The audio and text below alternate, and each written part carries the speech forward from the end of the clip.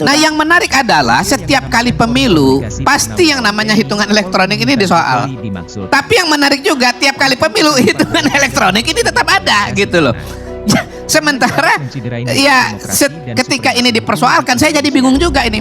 Sebetulnya teman-teman yang membuat desain undang-undang mengenai pemilu ini, kenapa kemudian membuat adanya hitungan manual, ada hitungan elektronik, tapi tiap kali diadakan pemilu yang mempersoalkan hitungan elektronik itu adalah mereka sendiri gitu loh. Mereka yang membuat, mereka yang melahirkan, mereka juga yang mempersoalkan. Coba saya intervensi kecil ya.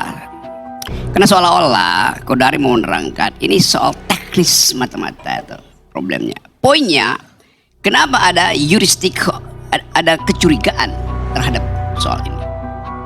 Menurut Anda? Ya karena kalah, Bang. Bukan. Orang-orang yang kalah ini mencari dalih supaya dia mengatakan dia mau nggak kalah. Ya Yang kedua, dia mau membangun bargain position. Walaupun dia sudah kalah, dia masih punya posisi tawar gitu loh. Entah misalnya nanti untuk masuk ke kabinet atau hal yang lain. Itu jawaban yang pasti hadir. Setiap orang kalah pasti bikin soal tuh. Tetapi kenapa psikologi kecurigaan itu melekat terus di benak publik? Bahkan bagi mereka yang nggak bermain politik.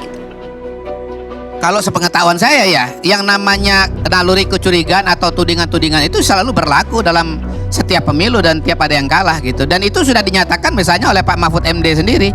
Kalau nggak salah dia acara LC, setiap kali pemilu, setiap ada yang kalah pasti menyalahkan KPU. Jadi sebetulnya ini adalah pola yang berulang gitu loh. Itu berulang, tetapi iya. Apa yang spesifik dalam pemilu hari ini? Sehingga anak 11 tahun kelas berapa itu? Saya habis ketemu anak 11 tahun dan dia baca itu, dia bilang ya memang curang tuh. Kenapa curang? Ya itu yang sudah dibicarakan tuh apa namanya MK segala macam. Jadi sebetulnya kecurangan itu melekat jadi paradigma, bahkan jadi ingatan semua orang itu. Anda bicara dengan millennials di dunia, mereka anggap begitu, mereka nggak terlibat, mereka kalah, mereka menang, mereka kalah, nggak ada problem. Tetapi soalnya adalah imajinasi orang tentang kecurangan itu sudah mendahului semua usaha untuk ya membenarkan. Itu Bang, saya nggak mau masuk ke sana Bang. Karena apa? Bukan, Bang? Kenapa you nggak mau masuk di situ? Bicara imajinasi, maka imajinasi orang akan berbeda-beda. Saya akan masuk kepada fakta. Saya nggak mau berbicara imajinasi. Saya tidak mau masuk kepada skema pemikiran yang Abang berikan.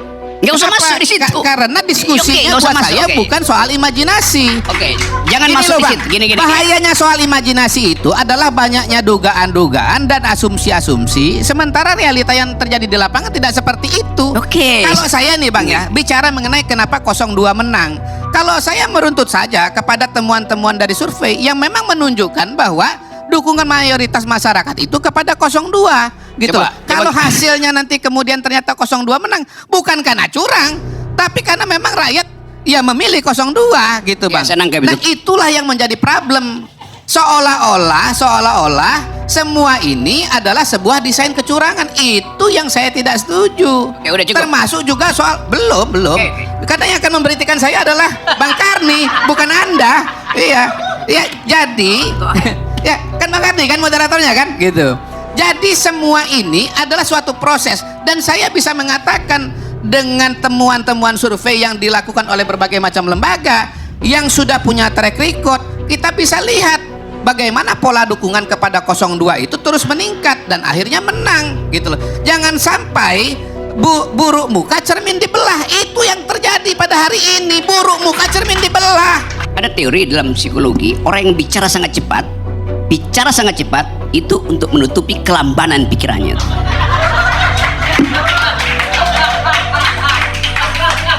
Ada teori dalam psikologi bahwa orang yang berpikir sangat cepat adalah orang yang berpikir sangat cepat, dan mengatakan bahwa itu adalah sebaliknya adalah orang yang berpikir lambat karena dia nggak bisa mengikuti kecepatan pikirannya. Baik. Saya sarjana psikologi, saya nggak tahu lagi. Baik. Hanya untuk mereka berdua, Saya ngerti itu. Anda berdua ada 3 orang tipe. Yang pertama visual, kedua auditori, ketiga kinestetis. Visual selalu berbicara cepat sekali. Mengapa? Karena dia berusaha menerjemahkan apa yang ada dalam pikirannya. Kalau Bang Rocky bilang seperti itu, maka B.J. Habibie almarhum orang yang sangat bicara cepat karena dia visual. Betul. Kalau dia betul berarti beliau Bukan saya membelanya, Bukan, tapi saya beliau bukan orang yang lambat pikirannya, tapi beliau memang orang bertipe visual. Itu sebabnya dia ada dalam lembaga survei di visual. Nah, sebetulnya 800 TPS itu bohong. Yang benar 1 TPS yang sudah dicoblos oleh Jokowi. Itu TPS yang ada di Mahkamah Konstitusi. Gak bisa dong bang. Apapun keputusan MK, ya proses keputusan final pemilu itu ada di tangan Ya, 205 juta pemilih, Oke, 820 saya nggak juta peduli TPS. itu. Saya mau main Nggak bisa imajinasi. abang menariknya ke sana. Itu sesat pikir itu bang namanya bang. Yes, itu imajinasi orang begitu. Ya, itu, bang. Makanya saya nggak mau ikut imajinasi abang karena imajinasi abang tuh sesat. Ya kita harus bicara fakta, jangan bicara imajinasi. Saya ngerti Iya. gini-gini ya. Seluruh imajinasi saya menyesatkan dan semua orang akan tersesat di jalan yang benar. Kecurangan itu di mana sebetulnya? Ada kecurangan kuantitatif, ada kecurangan kualitatif. Saya bicara soal kecurangan kualitatif yang dimulai dari Mahkamah Konstitusi. Kan standarnya di situ kita. Jadi yang kita bicarakan tadi adalah soal dirty vote. Di belakang dirty vote ada dirty hand yang dituduhkan pada KPU tuh. Dia adalah dirty hand. Dirty hand siapa? Dirty hand dari dirty mind. Kan begitu kan? Siapa itu dirty mind? Ya pasti dia mastermind. Sekarang kita tanya, siapa itu mastermind? Tanya pada Jim Lee. Saya terangin. Jim Lee bilang, Ketua Mahkamah Konstitusi mengizinkan dirinya diintervensi oleh pihak luar. Itu yang disebut sebagai pelanggaran etis. Dan dihukum Ketua Mahkamah Konstitusi berdasarkan prinsip tadi. Jim Lee. Jim Lee gak pernah sebut siapa pihak luar itu. Sekarang yuristik saya bekerja itu.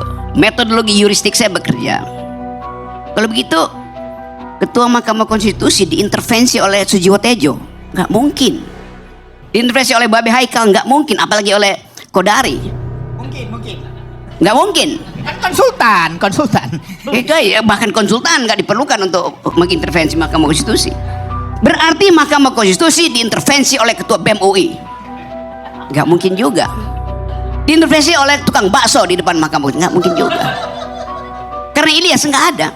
Yang bisa mengintervensi Mahkamah Konstitusi adalah seseorang di atas Mahkamah Konstitusi. Powernya mesti berlebih. Nah, power Jokowi itu bukan saja berlebih, tetapi membanjiri Mahkamah Konstitusi. Karena dia punya power sebagai presiden, yang punya hak untuk menentukan hakim-hakim MK, kan ada jatah presiden kan. Dan dia punya power sebagai atasan moral dari Ketua Mahkamah Konstitusi. Saya bayangkan, saya pakai imajinasi sebagai hal yang biasa dalam metodologi itu. Yuristik artinya peralatan yang mesti kita pakai sebelum ada peralatan yang diresmikan oleh ilmu pengetahuan tuh. Ya pakai yuristik itu. Kalian yuk belajar 5. Saya belajar 5 di 5 fakultas. Saya belajar pertama fakultas teknik, belajar kedua jurusan hubungan internasional, belajar ketiga hukum, belajar keempat ekonomi, belajar kelima filosofi itu.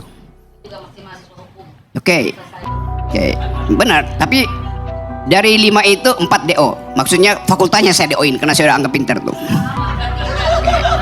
Saya terangin dulu ya. Oke, saya belajar statistik teknik, statistik matematik. Lalu saya belajar statistik sosial.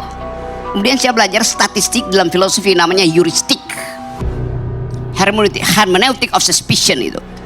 Oke, jadi saya mencurigai memang itu adalah hal yang sifatnya metodologis tuh, dipertanggungjawabkan dalam epistemologi. Saya terangkan dulu ya.